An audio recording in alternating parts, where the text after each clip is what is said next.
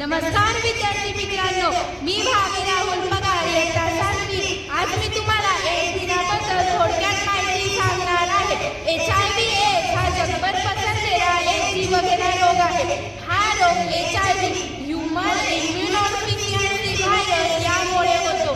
हा एक संसर्गजन्य रोग असून या रोगाबद्दल समाजात अनेक समज गैरसमज निर्माण झालेले आहेत। जगभर पसरलेल्या या जीवघेण्या रोगाबद्दल जनजागृती व्हावी म्हणून 1 डिसेंबर हा दिवस जागतिक एड्स दिन म्हणून पाळला जावा असे संयुक्त राष्ट्रसंघातर्फे घोषित करण्यात आले। या दिवशी सामाजिक संस्था, आरोग्य विभाग विविध स्तरांवर वेगवेगळ्या कार्यक्रमांचे आयोजन करून लोकांमध्ये एड्स या रोगाबद्दल जनजागृती करून देतात। आज सुमारे कोट्यावधी लोकांचा एड्समुळे मृत्यू झाला असून 4 कोटी लोक एड्सग्रस्त आहेत। HIV हा शरीरातील रोग प्रतिकारक पेशी नष्ट करतो, त्यामुळे संसर्ग झालेली व्यक्ती ही विविध आजारांना बळी पडून ती दगावते। संसर्ग झाल्यानंतर 1 महिने बाधित व्यक्ती कुठल्याही प्रकारची लक्षणे दिसत नाही, मात्र हळूहळू घसा खवखवणे, रात्री घाम येणे, ताप, सांधेदुखी, स्नायू दुखणे इत्यादी लक्षणे दिसू लागतात। एड्स पूर्णपणे बरा करण्यासाठी आजपर्यंत कुठल्याही औषधाचा शोध लागलेला नाही, मात्र बाधित व्यक्तीचे आयुष्य अधिकाधिक वाढवण्यासाठी आज अनेक औषधोपचार उपलब्ध आहेत। एड्स संक्रमण होण्याची अनेक कारणे आहेत। बाधित व्यक्तीचे इंजेक्शन निरोगी व्यक्ती दिले गेल्यास बाधित आईच्या बाळात बाधित व्यक्ती व निरोगी व्यक्ती यांमध्ये कुठल्याही मार्गाने रक्त संक्रमण होऊन हा रोग होतो। योग्य दक्षता व काळजी घेतल्यास या रोगाचे निर्मूलन शक्य आहे। शिवाय एड्सग्रस्त व्यक्तींना समाजात मानसिक आधार देणे गरजेचे आहे। हात मिळवणे, मिठी मारणे, अश्रू यामुळे एड्स प्रसरत नाही हे लक्षात घेणे गरजेचे आहे। चला तर मग एड्स मुक्त दुनियेसाठी कटिबद्ध होऊया। धन्यवाद। विद्यार्थी मित्रांनो, आपला जो भारत देश आहे, या भारत देश अगदी विविधतेने नटलेला पण संपूर्ण विश्वामध्ये एकमेवाद्वितीय असलेला असा हा आपला भारत देश आहे। आपल्या या भारत देशाचं एक महत्त्वाचं वैशिष्ट्य म्हणजे जगात कोणत्याही देशाला नसलेली जी संहिता आहे, जी आपल्या धर्माची आपण मानतो, आपल्या धर्माचा पवित्र ग्रंथ म्हणजे भगवद्गीता, या भगवद्गीतेची आज गीता जयंती आहे, जी संपूर्ण विश्वामध्ये कोणत्याही ग्रंथाची साजरी केली जात नाही।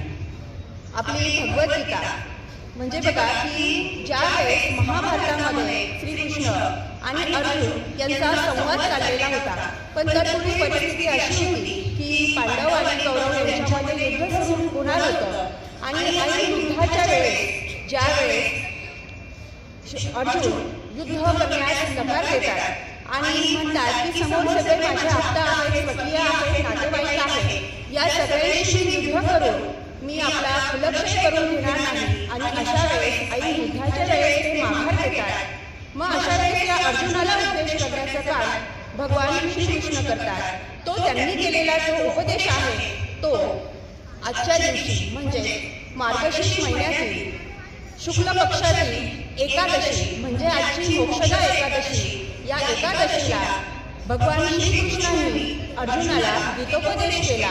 तो गीतोपदेश भगवद्गीता या ग्रंथामध्ये मांडलेला आहे। आज या ग्रंथाची म्हणजेच आपल्या गीतेची जयंती आहे। एकूण 18 अध्यायांमध्ये 700 श्लोकांमध्ये भगवान श्रीकृष्णांनी संपूर्ण भारतवर्षाला नव्हे तर संपूर्ण पिढीला, जगातील सर्वच पिढ्यांना प्रेरणादायी असा सांख्ययोग, कर्मयोग, ज्ञानयोग, भक्तियोग अशा सर्व योगांची माहिती या ग्रंथामध्ये दिलेली आहे।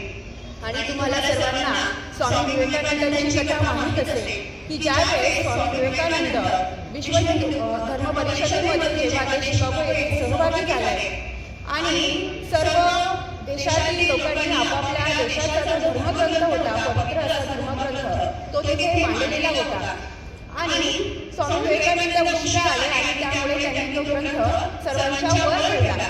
परंतु इतर जे सर्व सहभागी स्पर्धक होते किंवा प्रतिनिधी होते त्यांनी काय केलं की प्रत्येकाने जाऊन आपला धर्मग्रंथ उंचावर ठेवण्याचा प्रयत्न केला. तो सर्व खाली काढून वरवर ठेवत गेले आणि पर्यायाने काय झालं की आपली जी भगवद्गीता आहे ती सर्वात तळाशी राहिली गेली. जेव्हा स्वामी विवेकानंद त्या सभेला उद्देशित करत होते तेव्हा त्यांनी सांगितलं की बघा, माझी ही जी गीता आहे किंवा माझ्या भारत देशाची जी भगवद्गीता आहे ती या सर्व ग्रंथांच्या तळाशी आहे. यातून हे मात्र स्पष्ट होतं की या सर्व धर्मग्रंथांचा जो पाया आहे तो माझ्या भगवद्गीतेत आहे. याचं महत्त्व यापेक्षा आणखी काय वर्णावं. आज ही गीता जयंती आहे, त्यानिमित्त आपल्या शाळेचे सन्माननीय उपमुख्याध्यापक श्री ठाकरे सर यांना विनंती करते की आपण भगवद्गीतेचं पूजन करावं.